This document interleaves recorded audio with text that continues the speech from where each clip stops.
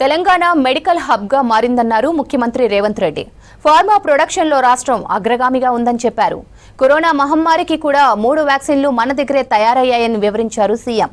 ప్రపంచం నలుమూలల నుంచి ట్రీట్మెంట్ కోసం సిటీకి వస్తుంటారని చెప్పారు రేవంత్. రాష్ట్రంలో మహిళల హెల్త్ ప్రొఫైల్ కోసం ప్రత్యేక చర్యలు తీసుకుంటున్నామని వివరించారు. మెస్ వరల్డ్ కంటెస్టెంట్లకు హెల్త్ టూరిజంను పరిచయం చేశామన్నారు రేవంత్. త్వరలోనే సిటీలోని టిమ్స్ నిర్మాణాలను పూర్తి చేస్తామని చెప్పారు సీఎం. హైదరాబాద్ బంజారాహిల్స్ లోని ఏఐజీ హాస్పిటల్ కొత్త బ్రాంచ్ ను ప్రారంభించారు ముఖ్యమంత్రి. తర్వాత హాస్పిటల్ ను పరిశీలించారు. వైద్య సేవలను డాక్టర్లు, సిబ్బంది సీఎంకు వివరించారు.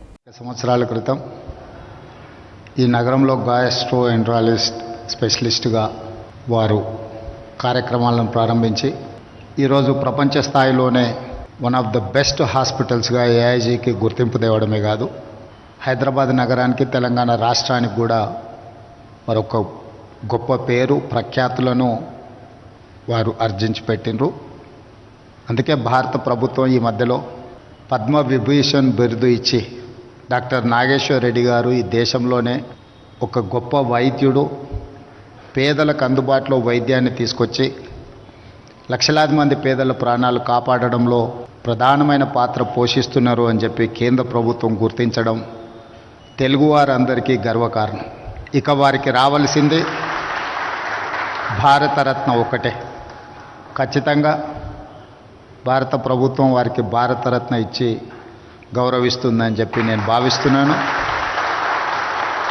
తెలంగాణ రాష్ట్ర ముఖ్యమంత్రిగా నా వంతు ప్రయత్నం డాక్టర్ నాగేశ్వర్ రెడ్డి గారికి భారతరత్న రావడానికి అవసరమైన ప్రయత్నం చేస్తా అని చెప్పి ఈ సందర్భంగా మీ అందరికీ తెలియజేస్తున్నాను. ఈరోజు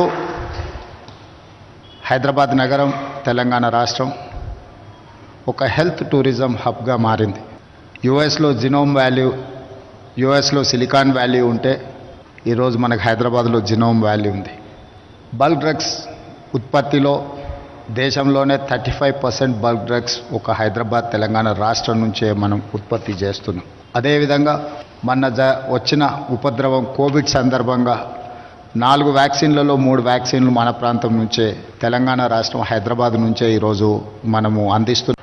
దాదాపుగా 60 సంవత్సరాల క్రితం శ్రీమతి ఇందిరాగాంధీ గారు, పండిత్ జవహర్లాల్ నెహ్రూ గారు ఉన్నప్పుడు IDPL pharmaceutical research institute government of India Hyderabad నగరంలో ప్రారంభించడంతో అక్కడ రీసెర్చ్లో పాల్గొన్న డాక్టర్లు చాలామంది ఈరోజు పెద్ద పెద్ద సంస్థల్ని, నాకు తెలిసి రెడ్డి ల్యాబ్స్ కావచ్చు, ఎస్ఓఎల్ కావచ్చు, హెటరో డ్రగ్స్కి సంబంధించిన వాళ్ళు, యాజమాన్యాలకు సంబంధించిన వాళ్ళందరూ కూడా ఐడిపిఎల్ ఎక్స్ ఎంప్లాయీస్ అనే నేను భావిస్తున్నాను. దీనికి ప్రధానమైన కారణం ఆనాడు కేంద్ర ప్రభుత్వం తీసుకున్న ఒక నిర్ణయం ఈరోజు దేశంలోనే ఫార్మా రంగంలో మన రాష్ట్రం రాణించగలుగుతుంది.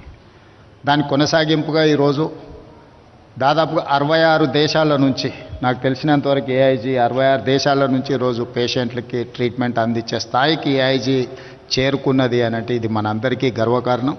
దీన్ని ఇంకా కొనసాగించాలని తెలంగాణ రాష్ట్ర ప్రభుత్వం తెలంగాణ రైజింగ్ 2047 ఒక విజన్ డాక్యుమెంట్ తయారు చేస్తా ఉన్నాం. రాబోయే 100 సంవత్సరాలలో తెలంగాణ రాష్ట్రం ఏ విధంగా అభివృద్ధి చెందాలి, ఆ అభివృద్ధికి సంబంధించిన ఒక కాంప్రహెన్సివ్ ప్రాజెక్ట్ రిపోర్ట్ తయారు చేసి భవిష్యత్ తరాలకు అందించాలని ఒక ఆలోచన చేస్తున్నాం. అందులో ఒక చాప్టర్ హెల్త్ టూరిజం చాప్టర్లో డాక్టర్ నాగేశ్వర్ రెడ్డి గారిని నేను రిక్వెస్ట్ చేసిన, రాష్ట్ర ప్రభుత్వానికి మీరు సహకారాన్ని అందించండి. తప్పకుండా ప్రజలకు వైద్యాన్ని అందించడంలో ప్రపంచంలో ఉండే వాళ్ళకందరికీ ఆదర్శంగా ఉండే విధంగా మన దగ్గర హెల్త్ డిపార్ట్మెంట్ని, హెల్త్ టూరిజంని ఒక హబ్గా మార్చాలని ఈరోజు ప్రయత్నం చేస్తున్నాం. దాంట్లో భాగంగానే క్యాన్సర్ స్పెషలిస్ట్ డాక్టర్ నూరి దత్తాత్రేయులు గారిని కూడా తెలంగాణ స్టేట్ క్యాన్సర్ అడ్వైజర్గా రీసెంట్గా మనం అపాయింట్ చేసుకున్నాం. ఆ రోజు వారు బసవతారకం క్యాన్సర్ హాస్పిటల్ కానీ ఇతర క్యాన్సర్ హాస్పిటల్స్ హైదరాబాద్ నగరానికి రావడానికి వారి కృషి చేసిండ్రు. వారిని తెలంగాణ స్టేట్ అడ్వైజర్గా, క్యాన్సర్ స్పెషలిస్ట్గా పెట్టుకున్నాం.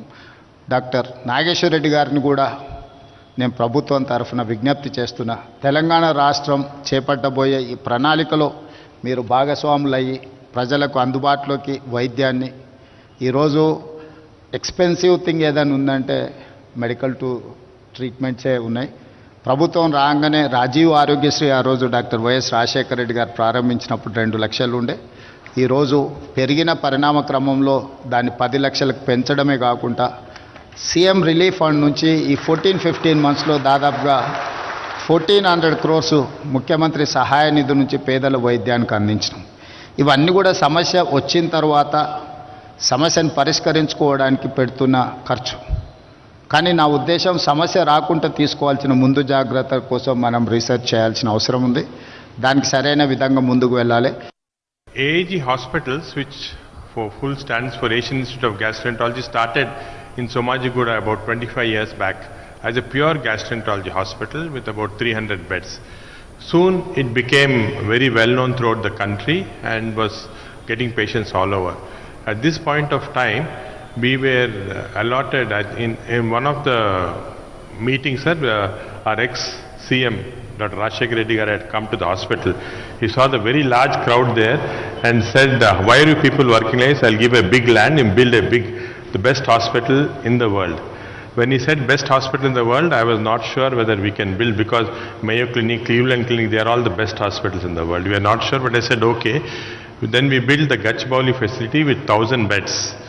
Gachibowli Hospital has now some outstanding, with the help of some outstanding clinicians, a hospital which not only cared for the patients in terms of patient care, giving them treatment at a very low cost, but also research and academics. We published over 1,000 papers, 50 textbooks, big research area.